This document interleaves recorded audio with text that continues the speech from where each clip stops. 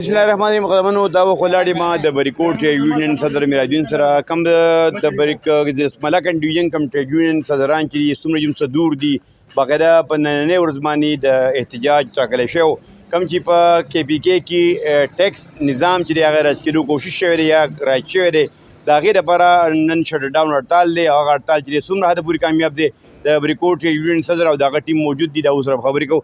سر صاحب ذرا ته ووایې څومره حده پورې مطمئن یې تاجر برادرۍ سره څومره اتفاق وکړو او آیا په دې کې په ایجام ضروري و که نه و؟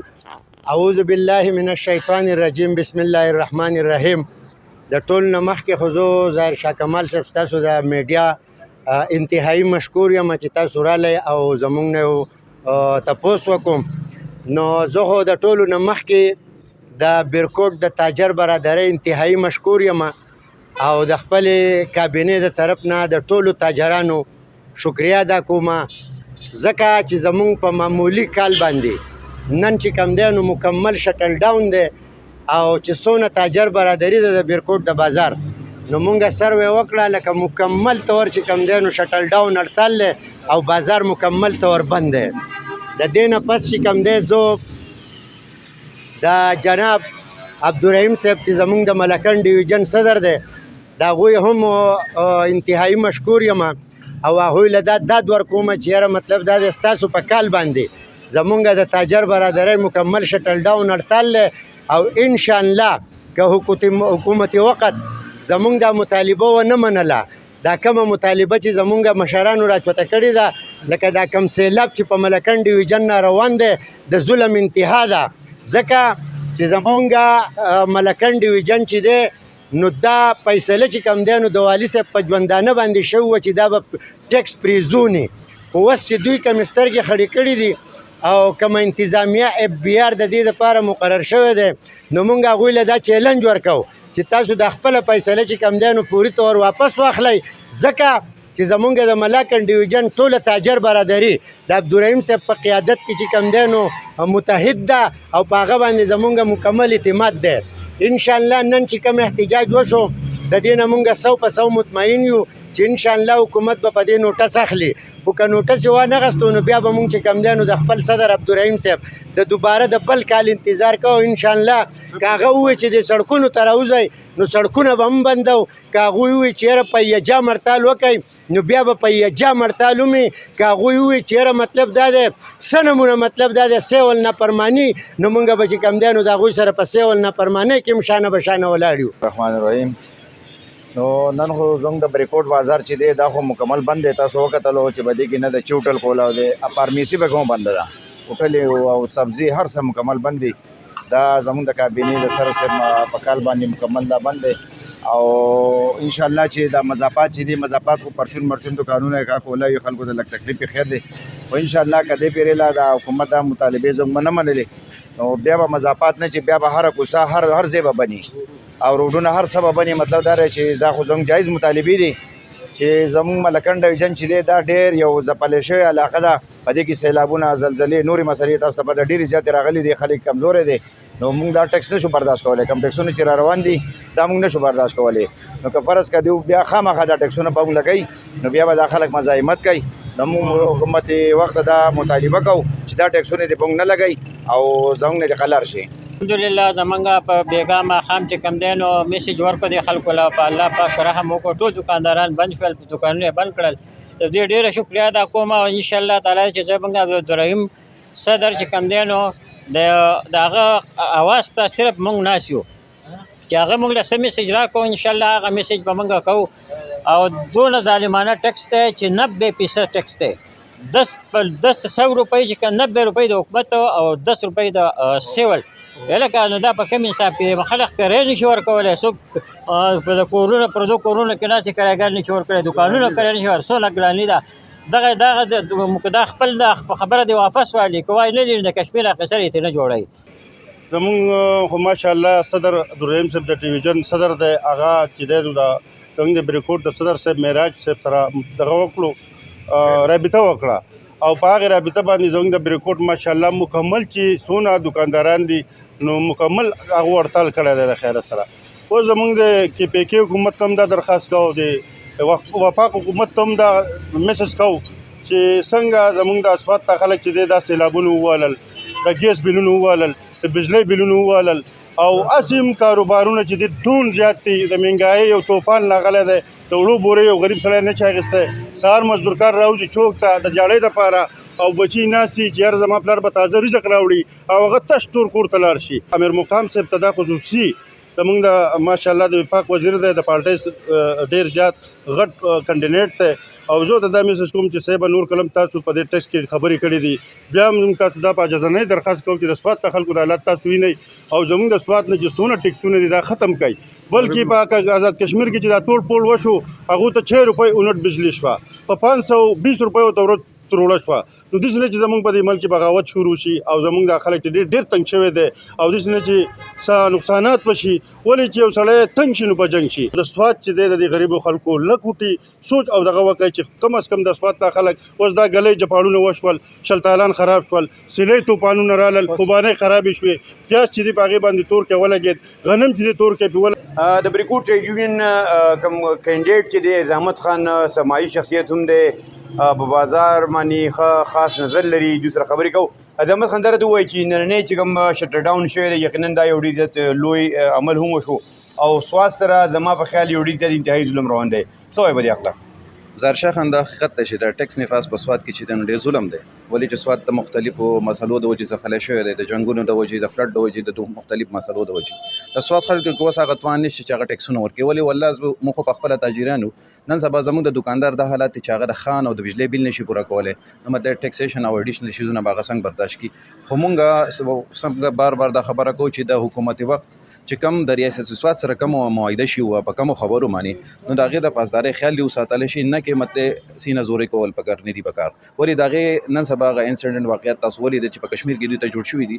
داسې نه چې یاره د دې د یو ښه سوچ د وجې دلته دوی ته مسلې جوړې شي، نو د هغې نه ښه دا ده چې یاره د ټیکسیشن د سیسټم نه فلحال حکومت له قلاډېدل پکار دي. ولې چې ټیکس الریډي د سوات خلک ورکوي، دي کې شک نشته. ما خو زه بله مثال درکړم چې انډایرکټ ټیکس ورکوي. په هغې کې وجه دا ده چې ګوره 70% جی ایس ټي چې ده په ملکس کې، په پویو کې چې څونه نیوټریشن دي، نیوټراسیوټیکلس دي، په هغې کې په ملکن ډیویژن کې 5% دوکاندار یا موږ ته راضي ځکه 5% ایډیشنل جی ایس ټي په موږ پسې الریډي ایډ کېږي. د هغې موږ د مخنیوي لپاره خبرو وکړه نو حکومت موږ ته دا وایي چې تاسو نان فایلر یې، تاسو به دا پیسې ورکوئ. نو چې موږ الریډي هغه ټیکس ورکوو نو مطلب بیا خو په ټیکس کې ډېر څه پاتې نه دي.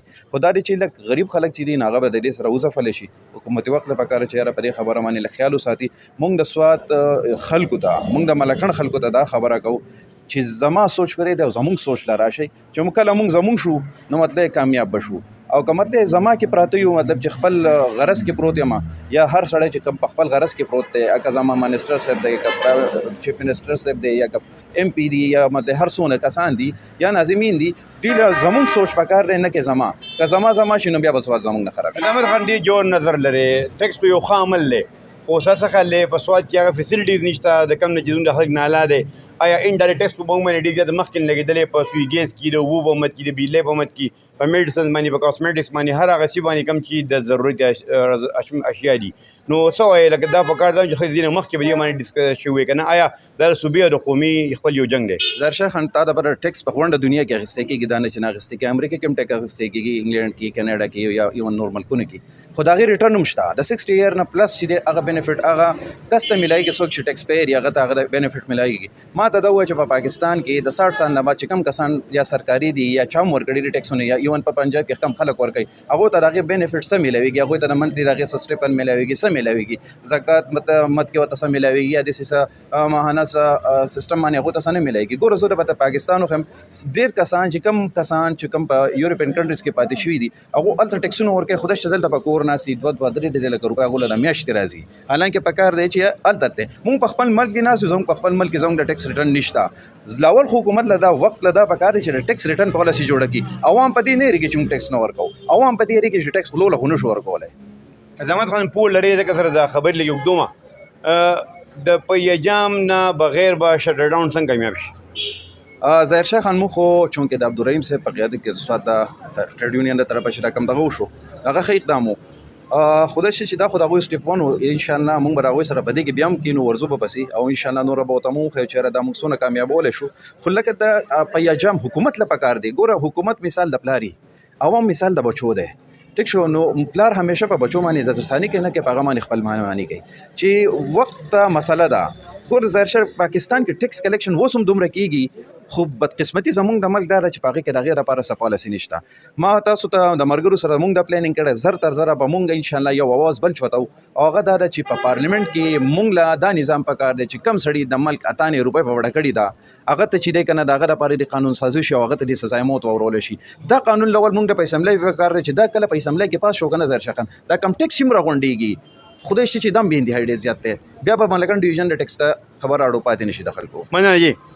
ګل غلام سره ګل غلام صاحب درته وایي چې سواد کې د ټیکس نفاذ چې دا خو ډېر مخکې نشي او بیا به کې څه داسې مشهور شخصیات او به کې کردار ادا کو ټیکس یې څه ټایم ورو ډیلی شو، اوس آفت هم راغی، ګلۍ هم وشوه، غنم تور شول، پیاز هم تور شول، حالات هم خراب شولو، په شلتالانو باندې په خوبانو باندې په الوچو باندې باقاعده ګلونه ورجېدل، فصلونه هم برباد شول. ډېر خلک داسې چې هغه وټې کړې وې، وټې هم سینونه وې وړې، لکه یو ډېر زیات غټ نو سواد بیا یو ځل چې دی هغه آفت زده شو، او د هغې باوجود چې دی حکومت که مرکزي دی که صوبایي دی په عوام باندې رحم نه کوي. اعوذ بالله من الشیطان الرجیم، بسم الله الرحمن الرحیم. شاه صاحب ورغ تاسو ډېره مننه د موقع د راکولو. دویمه خبره دا ده الحمدلله نن چې زموږ په دې بریکوټ کې دا کم دوکانونه بند دي، دا هم د صدر صاحب په وینا باندې، عبدالرحیم صاحب په وینا باندې، او بیا دې خلکو زموږ سره هم تعاون وکړو، چېرې دوکانونه یې بند کړلو.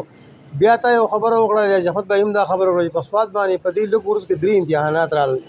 اول چې دی نو دا دغه رالو، دا ټلویزیشن رالو، زلزله پې رالاله، بیا پې سیلابونه رالاله، نن سبا خلک دومره حد لري. او دریم غربت داسې سیوا شوی دی، مهنګایي تاسو ته په خپله پته ده چې یاره زه خو یو ارګنایزیشن چلوم، ما ته د هغې نه پته لګي چې ما د ورځې شپږ 7 تنه یا 8 تنه خامخا مریضان راځي.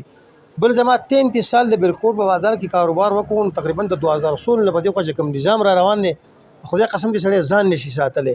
او حکومت دا زمونږ د عوامو سره، بیا خاص کر د ملکن د عوامو سره دې کار شروع کړی، یو شعر دی وایي چېرته لمبې خو د رنګین محل ته پورته نه شوې، چېرته لمبې خو د رنګین محل نه پورته نه شوې، خو بس چې اور لګي زمونږ په چوپالونو لګي.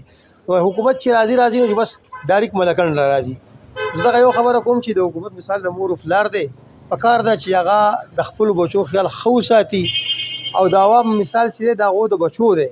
نو د پلار د لاسه همیشه بچی وراني که نن که تاسو کشمیر ته وګورئ د یوې وجې نه هلته قریب دا خبره انقلاب سیډ له لاړله، ټوله میډیا نن سبا دا غونډه کړه. نو الله دې نه کړي چې دغه خلک د سواد ته راپاشي او دا مسله تر دغې حده پورې ورسي. تاسو څه خیال دی د سواد حالات هم بغاوت طرف ته روان دي؟